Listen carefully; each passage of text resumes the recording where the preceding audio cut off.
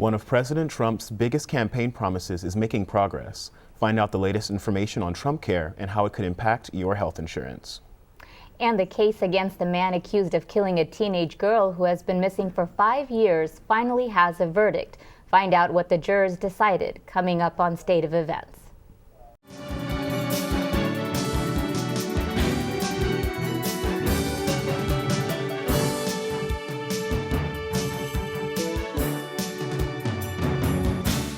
Thanks for joining us on State of Events. I'm Ashman Ram. And I'm Dwayne Hibbert. We bring you breaking news out of Santa Clara Superior Court this morning, where a jury has found Angeline Garcia Torres guilty of kidnapping and first-degree murder of Sierra Lamar. A 15-year-old girl from Morgan Hill vanished 5 years ago after hearing arguments for 3 months. Jurors started deliberating last Thursday and came to their decision late Monday afternoon. They will now move to the penalty phase, where they will decide if Garcia Torres will receive life in prison without parole or the death penalty. And in the North Bay, a Marin County deputy coroner has been arrested on 4 counts of child molestation. According to the Marin Independent Journal, Daryl Harris, a San Rafael resident, is accused of abusing a teenage girl 3 times between the years of 2008 and 2011. If convicted of continuous sexual abuse of a child under 14 years old, Harris will spend 6 to 16 years in prison. The Marin County Sheriff's Office says that they are deeply saddened and troubled by Mr. Harris's arrest, and they will be conducting an internal review. They added their thoughts that are with the victim during this difficult time. Harris's bail is set at $750,000. President Donald Trump is not giving up on repealing the Affordable Care Act. State of Events' Majestic Bellamy joins us in the studio with more on the story. Jess? Healthcare is one of the most important topics in Washington today. According to the Washington Post, repealing the Affordable Care Act will kill more than 43,000 people each year. But Republicans argue that the ACA is not a sustainable solution. In a major victory for President Trump, House Republicans passed a bill to replace and repeal Obamacare. Our reporter Vanessa Ariola put together this segment with the details. Because we suffered with Obamacare. I went through 2 years of campaigning, and I'm telling you, no matter where I went, people were suffering so badly with the ravages of Obamacare. Trump is confident the bill will pass the Senate, calling Obamacare essentially dead. Yesterday, former President Obama spoke on the issue, calling on members of Congress for courage to oppose the Obamacare repeal. That today's members of Congress, regardless of party, are willing to look at the facts and speak the truth, even when it contradicts party positions. According to our former president, when Obamacare was passed, 20 million people gained access to health care. Trump's new health care insurance program, the American Health Care Act, or Trump Care, does away with the requirement that all Americans buy health insurance. It's also changed the amount that insurers can charge older people for health insurance. Healthcare is a right! Healthcare is a right! Under Obamacare, health insurance premiums can be 3 times higher for older Americans than younger Americans. Under Trump Care premiums, it can be up to 5 times more expensive. These are just some of the comparisons between both health care acts. While Trump Care still has to pass the Senate, the president considers this a step forward, but health care remains a highly divisive issue for the American people. For more information about President Trump's repeal, head to the State of Events Facebook page. That's our Washington update for today. Back to you at the desk. Former President Barack Obama is asking members of Congress to show political courage. Obama was speaking in Boston after receiving the Profile and Courage Award. In a 45-minute speech, Obama focused on the healthcare debate. He called on Congress to help defend the accessibility of healthcare to 20 million Americans. The passing of the American Health Act in House brings it one step closer to repealing Obamacare. And whether our future will be under Trump Care or Obamacare, the fact remains that diabetes is a huge health concern. More than 29 million people in America have it, and another 86 million are at risk for developing it. But what if that trend could be reversed? Well, a new Canadian research suggests that patients with diabetes type 2 may be able to reverse the disease if proper steps are taken. State of Events reporter Karen Cordero is live in San Francisco to tell us more about this promising research that aims to put an end to diabetes worldwide. Karen? Thanks, Dwayne. Type 2 diabetes has long been considered a chronic disease among adults, but now researchers say that they may have found a new way to reverse the condition, putting it back into remission. Let's take a look. Type 2 diabetes is the 7th leading cause of death in America, and being diagnosed with it can feel like a life sentence. Several years ago, my father was diagnosed with diabetes type 2. And I saw how shocking it was for him and a little traumatizing. According to the Center of Disease Control, nearly 29 million people in the U.S. have diabetes, and 1 in 3 adults are diagnosed with high blood sugar levels. But researchers at McMaster University in Canada are convinced that their intensive program consistent of a low-calorie diet, physical activity, and several diabetes medications will allow the pancreas to restore itself, eliminating diabetes worldwide.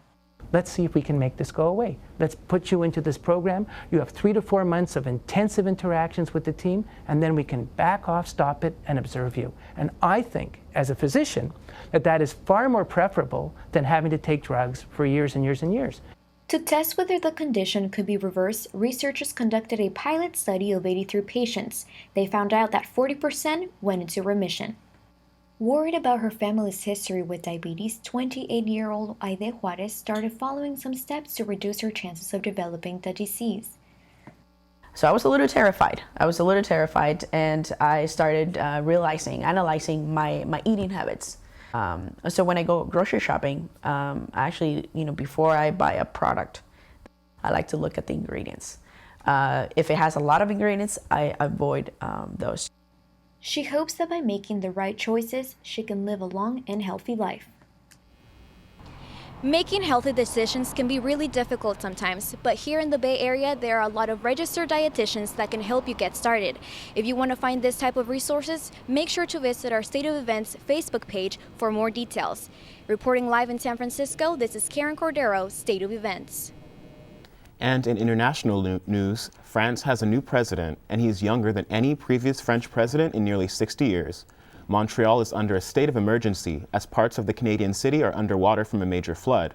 And North Korea detains another U.S. citizen. Michaela Walker joins us in the studio with more world updates. Michaela? Thanks, guys. France is celebrating its new president, Emmanuel Macron, here in the U.S. President Trump called to congratulate Macron, although he had described Marine Le Pen as the better candidate. Mr. Macron faces many challenges ahead to unite his country after it was politically divided during a bitter election campaign. Let's take a look. Celebrations began as Emmanuel Macron became the new president of France. At 39 years old, Macron is the youngest president in the 59-year history of France's French Republic. His platform to loosen labor rules, make France competitive globally, and deepening ties with the European Union made him the clear frontrunner against Marine Le Pen. Macron took 66% of votes as Le Pen had only 34%. This was the highest abstention rate since 1969, as 34% of eligible voters did not vote.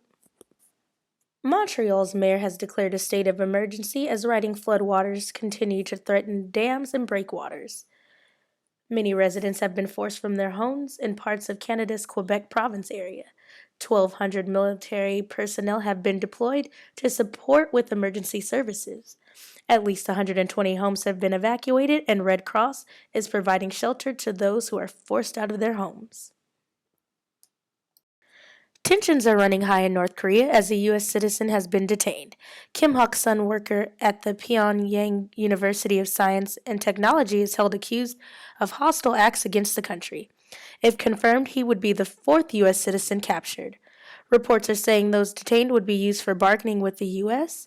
This surfaces during high tensions between U.S. and North Korea over missile testing.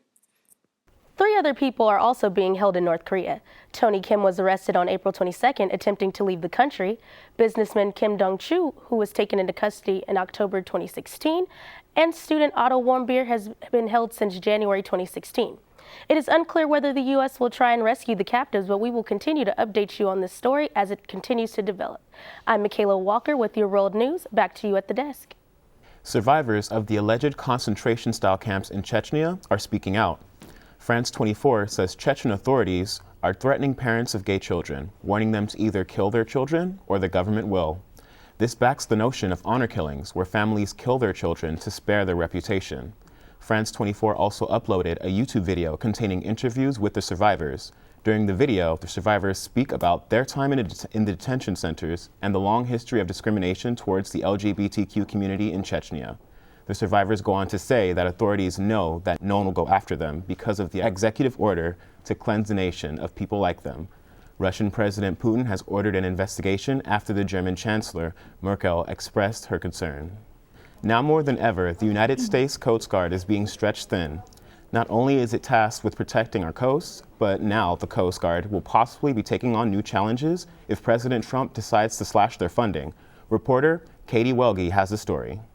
Thank you to the crew of the Coast Guard Cutter Stratton, who stands before you today.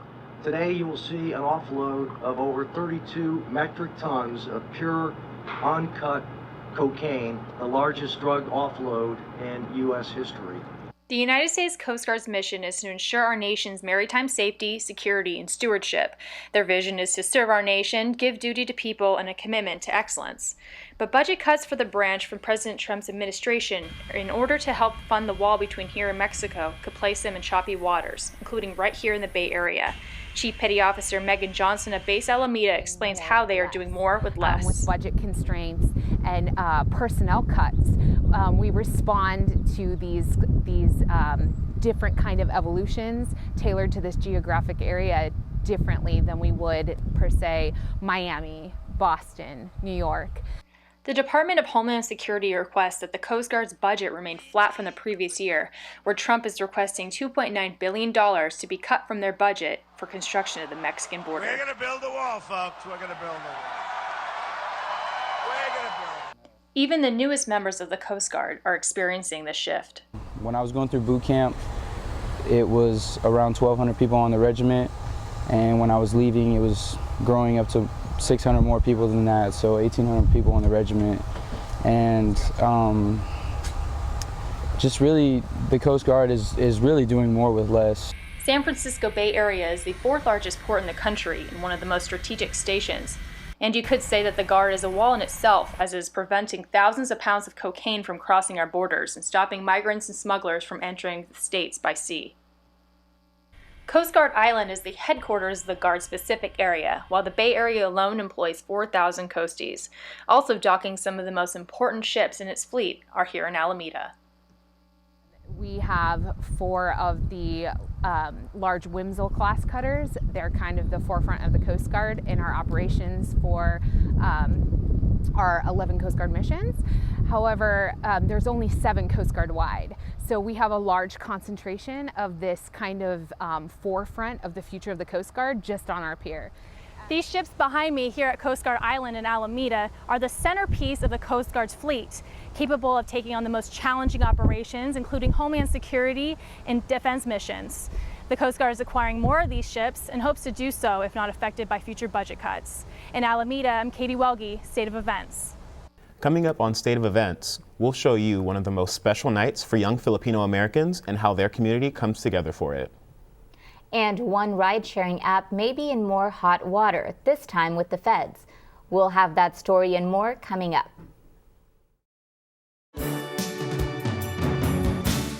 Welcome back to State of Events. We've moved away from the record highs we had a week ago, but will the sun come back? State of Events meteorologist Tessa Kleinbell joins us with your weather for the week. Tessa? I stepped outside the studio today to show you this gorgeous view. We're flying our State of Events sky drone over Lake Merced. As you can see, beautiful clear skies today with a high of 73 degrees in San Francisco. Tomorrow, a drop in temperature around the bay. Expect mid to low 60s and partly cloudy skies. As we head into our weekend, we'll warm back up with sunshine on Friday, but that wind chill is going to be a factor. Expect gusts of up to 25 miles per hour. I'm Tessa Kleinbell. Have a great week. In business and technology this week, Google is recovering from a phishing scam aimed at its users. And Uber is up to some shady business with a program that deceives authorities. Uolani Gray is in the studio with more from the world of business and technology. Uolani?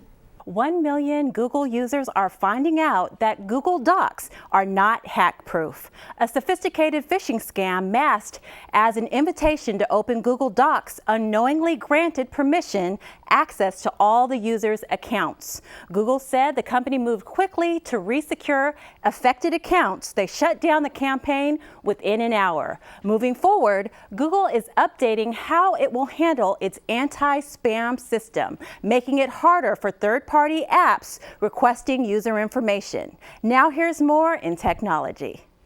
Uber is in the hot seat for engaging in a worldwide program to deceive authorities.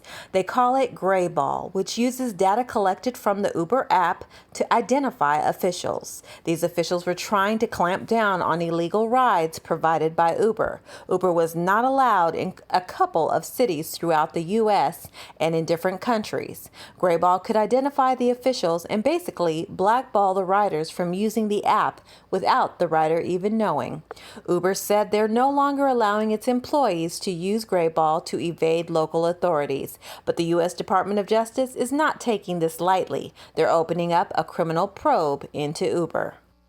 Are we slowly seeing the death of retail stores? Well, brick-and-mortar stores are struggling to get people into malls, while online shopping is booming, says analysts. Macy's is closing over 68 stores with 6,200 job losses, and BB just announced it's closing all of their stores. You can expect to see a number of retailers filing bankruptcy or moving their whole operation online, says consumer equity strategist.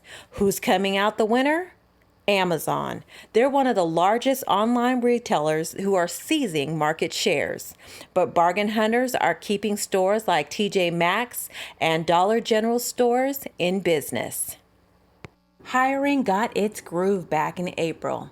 The unemployment rate fell to 4.4%, the lowest in nearly a decade. Job growth has grown in healthcare, leisure, and hospitality sectors. The U.S. economy is adding an average of 185,000 net new jobs a month.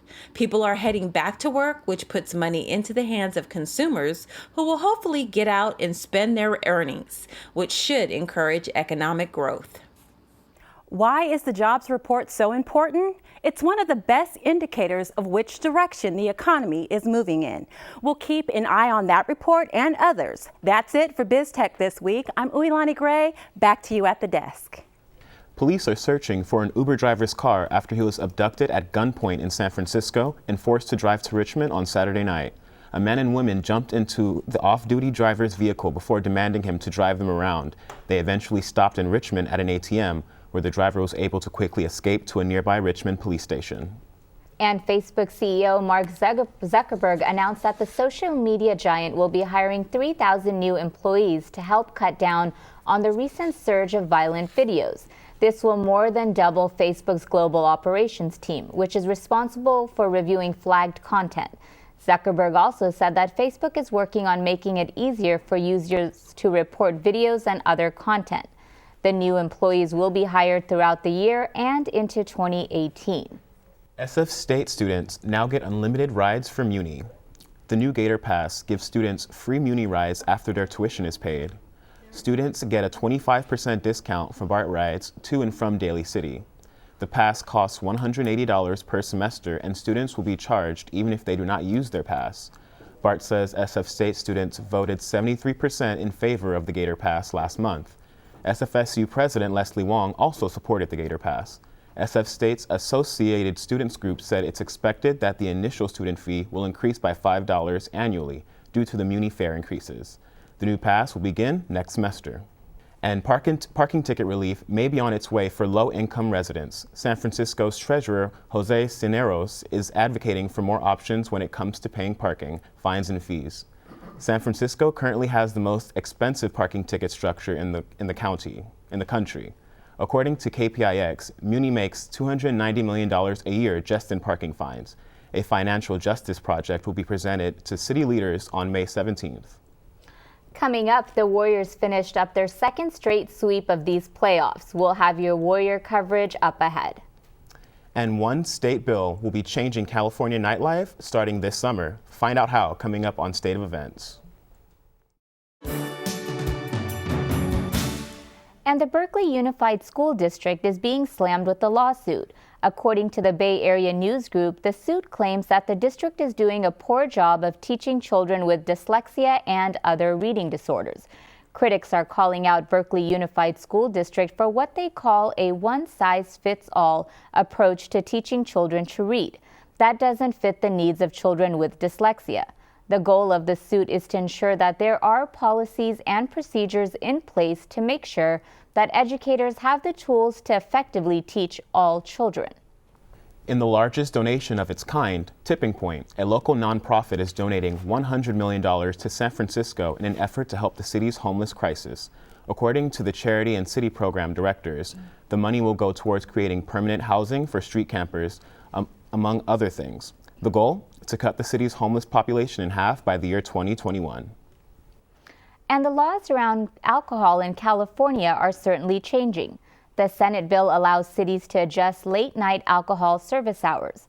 Bill 384 passed unanimously. The bill allows communities the option to extend alcohol service to as late as 4 a.m.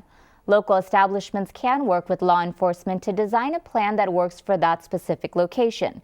California State Senator Scott Wiener says nightlife is an important part of the culture and economy of many cities throughout the state.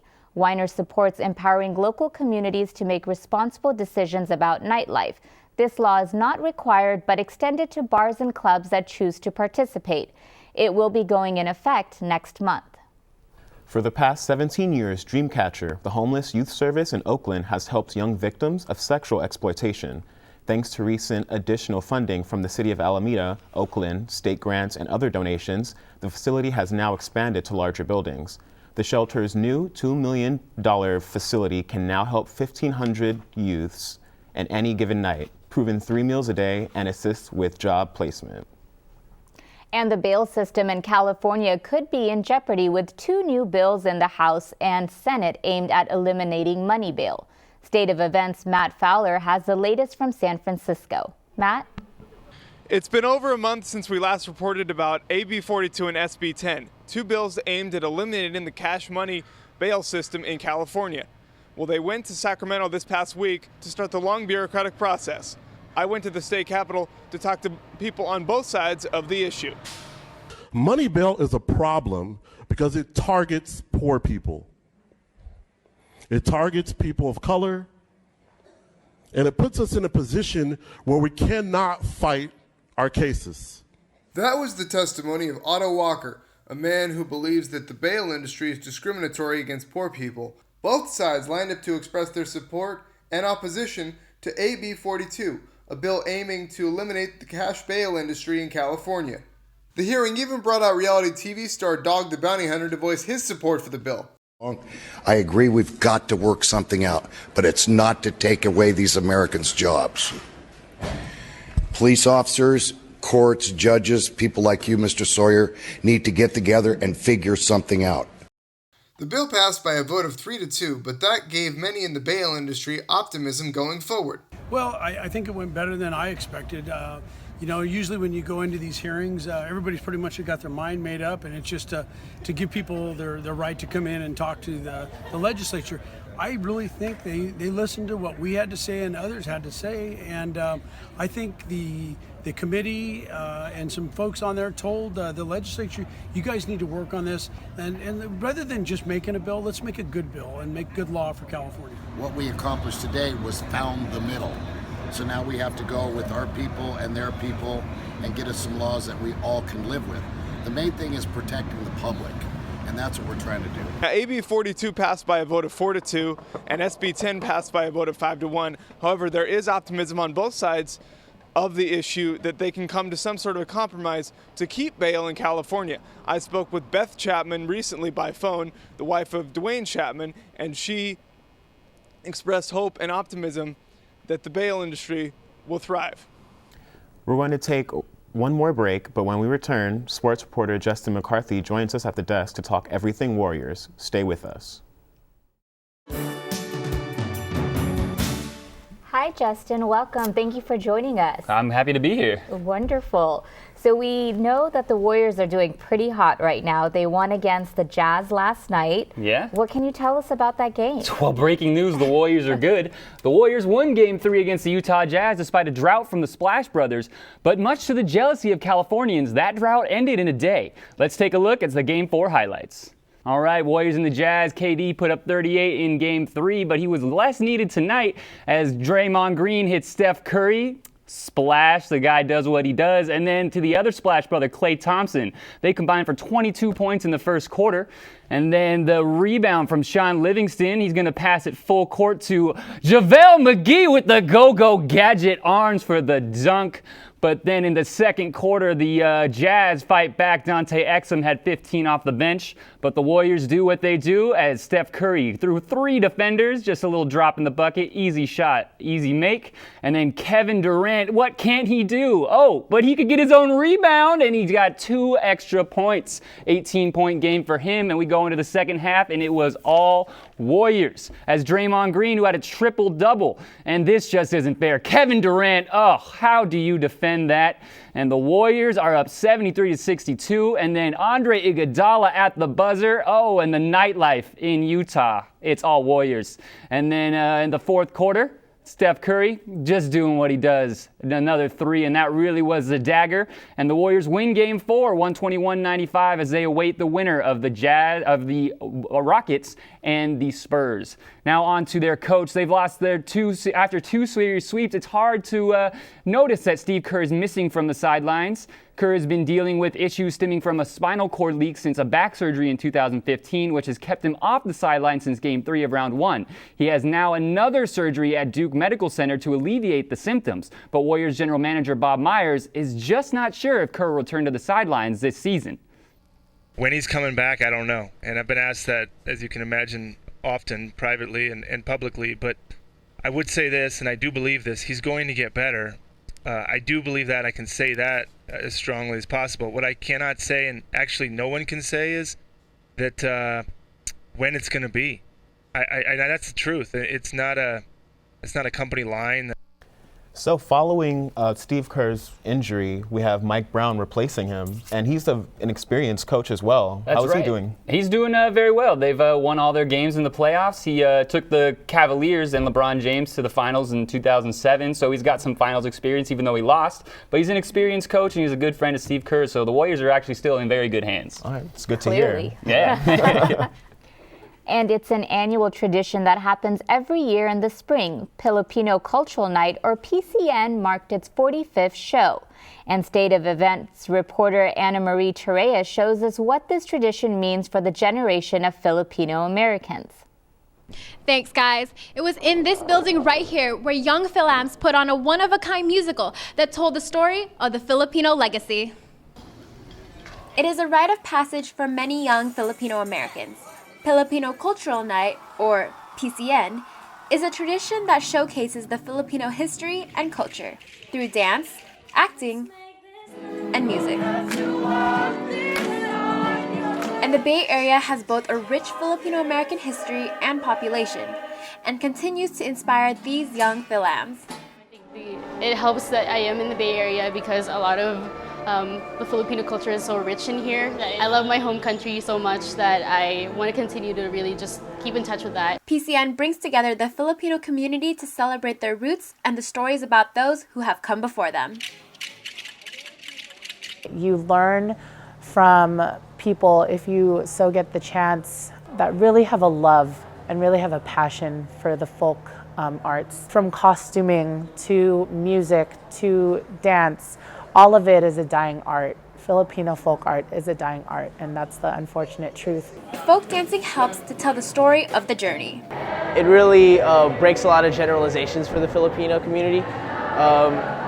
Coming in, I just thought that all Filipinos dance was tinikling, you know? And they spend endless hours practicing into the night. But for other students, it's their final PCN. It's a bittersweet end to a wonderful journey. It's come full circle for me because the past 2 PCNs that I did, I was just a participant. I acted, I danced, and I fell in love with those all over again, just like I thought I would. Since it is my last one, I think that's why I was able to really just write the music as authentic as it can be. Not only am I giving a piece of myself as I wrote the music for the show, but I wanted it to just kind of embody the Filipino culture that I've been exposed to here in the States and back home. And it was on a stage like this one where the 45th PCN brought together Filipinos from all over the Bay Area, and it continues to remind them of their experiences no matter where they come from. In San Francisco, I'm Anna Marie Torrea reporting for State of Events. And the Bay Area is still a hot place for film production. A movie is being filmed at the iconic Winchester House in San Jose. Academy Award winner Helen Mirren will be playing Sarah Winchester. Reporter Chloe Ortega has this story. Chloe? The Winchester Mystery House is looking more unusual lately. It's not the stairs that lead to nowhere or the shrinking ceilings. It's the film set setting up production to tell Sarah Winchester's story. In a weird way, it was like playing the Queen, because the Queen, in the same way, is incredibly public. But in the essence of her, we don't actually kind of really know who she is. And Sarah Winchester was a sort of a similar character. The movie is inspired by true events. Winchester was an heiress to her husband's fortune who created the repeating rifle. After her son and husband's sudden deaths, she threw herself into expanding her home. She was haunted by the ghosts and the spirits that died at the hands of the Winchester rifle. To confuse the spirits, she built this labyrinth-like mansion. Today, it's one of the most popular landmarks in San Jose. The funny thing is, I haven't been in Winchester Mystery House since I was probably 8 years old, and just being able to go back in really evokes so many memories for me. It's such a part of every kid's life here in San Jose. The tour not only focuses on her story and the mysteries of the house, but the architecture as well. She had this affinity with artisanal use of wood, which you see so unbelievably reflected in this house. In the mid-1950s, Walt Disney sent one of his key Imagineers to study the Winchester House while they were fleshing out a concept for the Haunted Mansion at Disneyland. A haunted mansion indeed, the Winchester House is considered to be one of the most haunted places in the world. Harry Houdini, when he was debunking the theories about the house, he came to the house and held a seance in this room at the stroke of midnight in 1924 when he paid a visit. And he could not actually debunk the mysteries of the house. It's rumored he was the one to actually dub this house the Winchester's Mystery House. The movie is set to be released in 2018. From San Jose, I'm Chloe Ortega, State of Events. And we're going to close out our show with your entertainment update. State of Events' Abene Clayton is here with the latest on two of America's top comedians and a new thriller based on a Bay Area landmark. Abene? Former Daily Show castmates will reunite tonight to celebrate Stephen Colbert's 20 years on TV. Colbert got his start in late-night comedy as a Daily Show correspondent and went on to host the spin-off The Colbert Report. Comedians including Jon Stewart will be on hand to congratulate Colbert. And another politically charged comedian is rounding out the newest remake of a remake. Take a look. Dave Chappelle is rounding out the cast of the latest adaptation of A Star is Born. He'll play alongside Lady Gaga and the film's director Bradley Cooper. Chappelle plays Noodles, the best friend of Cooper's character. Lady Gaga and Bradley Cooper filmed a few scenes of the movie at this year's Coachella Music Festival. And A Star is Born will shine in theaters in spring of 2018. One of the last projects we saw from Chappelle was his recent Netflix stand-up special. And now to compete with that streaming service, Facebook is creating its own original programming. According to Business Insider, Mark Zuckerberg is introducing two types of shows: long-form, big-budget shows and shorter ones that will refresh daily. The goal is to capture a younger audience and to rake in advertising dollars usually reserved for traditional TV. And finally, Shaquille O'Neal announced that he will be running for sheriff in 2020. The NBA baller turned analyst says his goal is simple: about bringing people closer together. Shaq will run in either Florida or Georgia, where he is a resident. While Shaq is trying to lay down the law, Ayesha Curry is firing up the grill with a new tasty addition to San Francisco's Millennium Tower. Curry is teaming up with acclaimed chef Michael Mina to open International Smokehouse. The culinary duo's pop-up restaurant of the same name was a hit last year, and the new family-style restaurant is expected to open at 301 Mission Street this fall. And that's it for your entertainment news for the week. I'm Abene Clayton from Studio 3. Back to you two at the desk. Thank you so much for joining us today on State of Events. Yes, and I can't wait to attend that new restaurant that Opene was talking about because I'm a huge foodie. Totally, and we already have so many good restaurants here in the Bay Area, but Exactly. another one definitely will not hurt. All right, see you guys next week. Thank you.